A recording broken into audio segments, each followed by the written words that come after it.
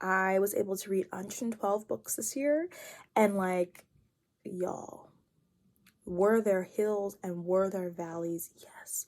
Were there points where I was like, I will never read a good book again ever? Yes. Was it so low that I even started writing my own books? Yes.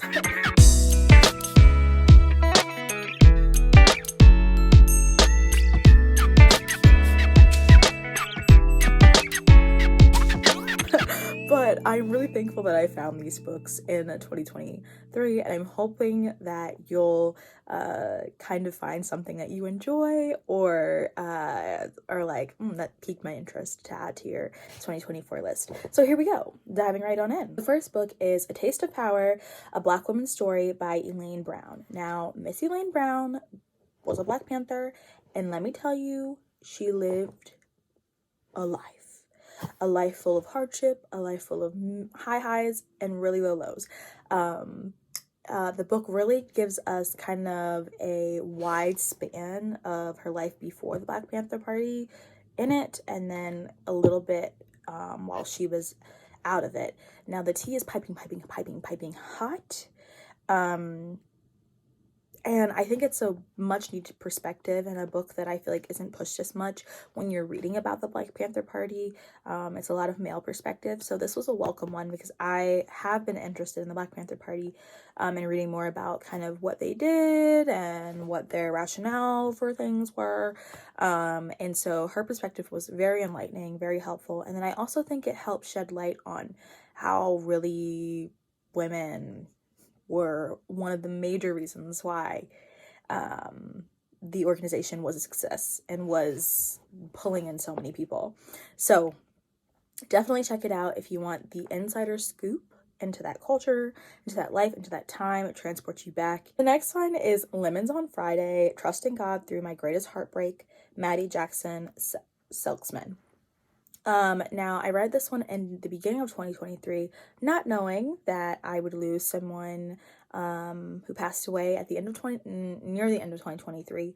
And so when I read this book initially, I had such a visceral reaction to it, of like, wow, this is such a great take on grief and how honest and raw it was. But then when I reread it after I had lost someone who was important to me in a way that was just like beyond my imagination of how you could lose someone, it really helped give an even greater perspective, and I appreciate it even more so. So I feel like as someone who has been on the side of I've lost someone now and I've read it, and then I was not someone who had lost someone and I read it and I was inspired and encouraged by it, I definitely think that it's a good take on grief and understanding it. I think it's a good like real world implication of C.S. Lewis. It just slipped my head, but I'll put it in here. But I think those books together, it offers a perspective what it is to grieve. The next one we have is Felon Poems by Reginald Dwayne Betts.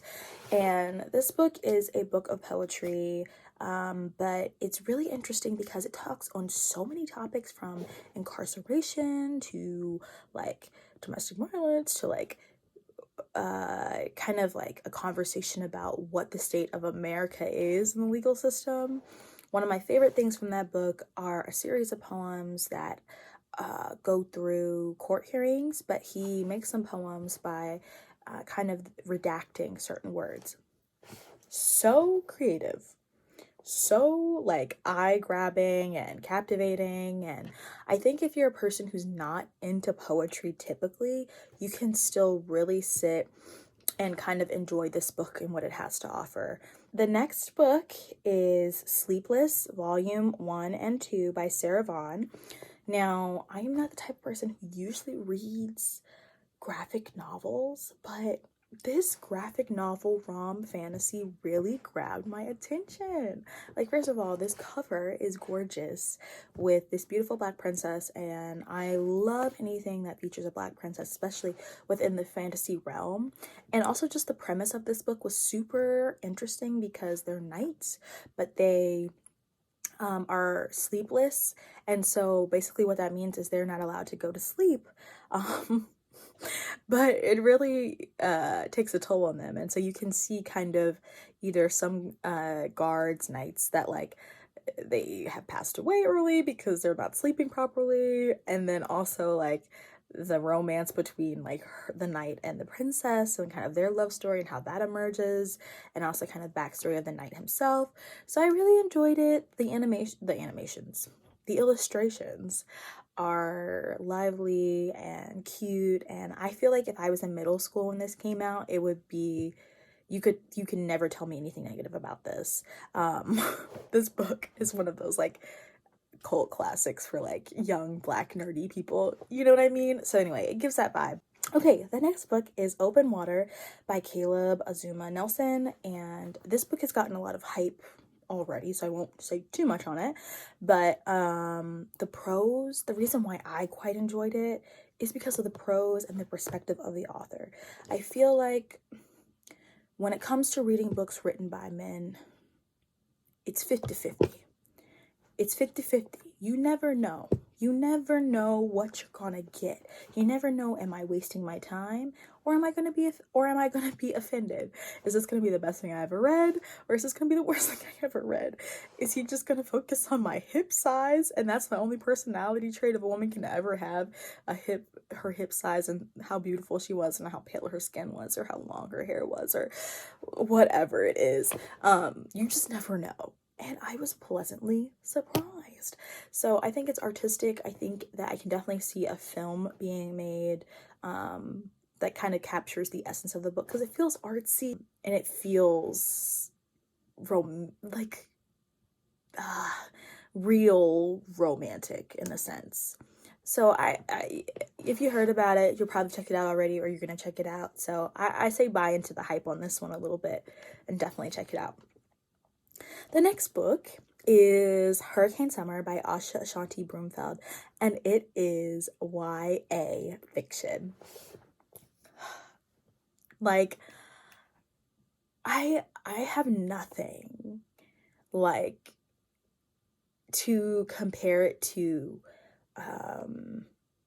from this year that I've read in the YA category of fiction. I think that it was very well written, but also like an interesting take that explores colorism, classism, young coming of age as a black woman. Also, if you have like complicated relationships with your father and his family's side, this is a great take on that.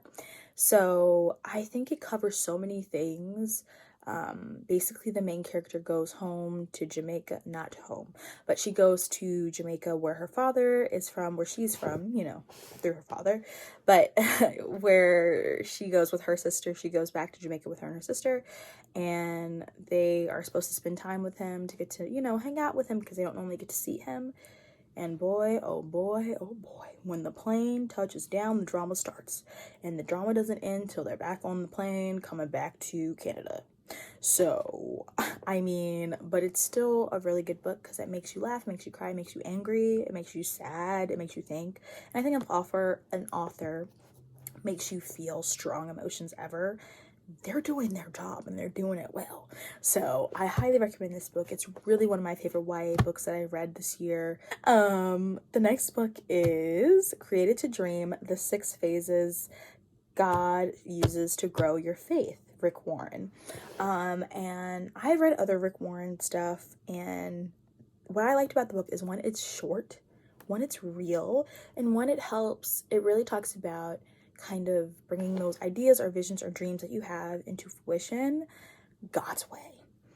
And so if you need a little encouragement on that regard, if you feel stuck in a rut kind of creatively or mentally or whatever, I think this is a good book to kind of give you the little nudge, you can do this, you got this kind of nudge. So it was a cute little book. I don't want to say it like that. It was a cute read. Anyway, it's positive. It's a good book. Moving on. The next book is Afeni Shakur, Evolution of a Revolutionary Jasmine Guy by the Jasmine Guy from a Different World. Yes, you heard that correctly. When I saw she had written this book to help tell the story of Tupac's mother, I was like, oh, I must read this. And it's really interesting because it's a memoir about Tupac's mother, but also it has information about Jasmine as a human and kind of her perspective and her relationship with Tupac's mother. But what's also interesting is that kind of we learn about her life through conversations they had. So it feels more of a dialogue between two people versus just the author or, you know, whoever the book is about, just telling you story form or essay form or whatever it is about their life. So I liked it because it was a unique format on memoir, and I've been reading a lot of memoirs this year, and I was like, oh, I need something different, and this was different. So I quite enjoyed this one, and also it just gives you a different look at who Afeni's life, what Afeni's life, Miss Shakur's life was like. Next one, it is I Love Myself When I'm Laughing, and then again when I'm looking mean and impressive by Zora Neale Hurston. And so I really enjoy Zora Neale Hurston. I can talk about her all day. Their Eyes Watching God is one of my favorite books, but I want to know more about kind of her brain, how she thought, how she really lived. What are the misconceptions that we've been told about her that maybe aren't true? And this book addresses all of that. It also kind of talks about her being an anthropologist and really how cool like her life was and who she was as a person. And I mean, there's some wild stories in there too, because basically the book is split up. It's like stories about her life, and then it's also like snippets of the different books she's written. So you get kind of a full circle moment because you see like who she was, the course of her life. You know, it even talks about like romances she had with certain suitors and stuff. So I could never be in all, like, oh my gosh, imagine like all your business being told on the street. Crazy, but it's good though. It's still a good read. Check it out. The next book is The Davenports by Crystal Marquise. Y'all, one of my favorite authors is Beverly Jenkins. She is a queen of historical fiction, and while she hasn't written much YA historical fiction anymore, that's how I was first introduced to her, was through Belle and Josephine, which are two of her YA books. Now, if you really enjoyed those, I think The Davenports is for you. Like, I think you're gonna enjoy it. It's clean, which I'm trying to read more clean romance. It's really hard out here to find some, it's really hard out here, but it's clean, it's YA, it's for the tweens, like, it's real YA. It's not like this, like, also YA is a weird thing because it goes from, like, 15 to, like, 30. It's not really 30. I'm gonna say 25. But YA is a weird label, and it's a weird range of things you can get.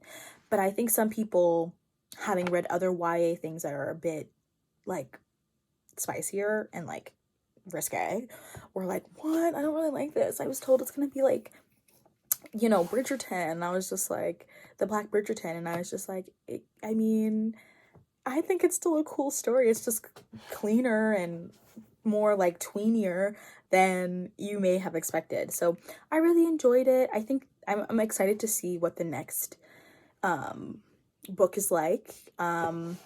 Like, I enjoyed it. I can see it still being a TV show. I think it's very cute. It reminds me also of not necessarily PBS Masterpiece, Master Classics, or however they call it, but it reminds me of like the old-fashioned Anna Green Gables, like that type of vibe of show, of production, if that makes sense. And it feels family friendly. Like, I can see it as a show. Moving on. I enjoyed it. I still think it's good. It follows the sisters and kind of their unexpected romances that they find. I do wish that we had more of like a huge, like, one. I feel like I really was looking forward to it being one couple that we followed like in each book, but it's more of like a crossover, so you get varying POVs. So it just takes a minute to get adjusted to like the different POVs as you're going through the book, as you learn the characters' names and their stories and blah blah. But it's still really interesting, and I thought it was cute and entertaining. So it's on my favorites. Anyway, haters gonna hate. What did you say? Haters gonna hate, rotee's gonna rotate. Something else she says. I'm gonna put the clip in anyway, it's funny. The next book that I quite enjoyed was a children's book, which I think we're gonna end on, which is Soul Food Sunday, which is basically a grandmother teaching her grandchildren how to cook like Sunday dinner, and it's talking about collard greens and fried chicken and all the things that are necessary to create a soul food like dinner. So I really enjoyed that one.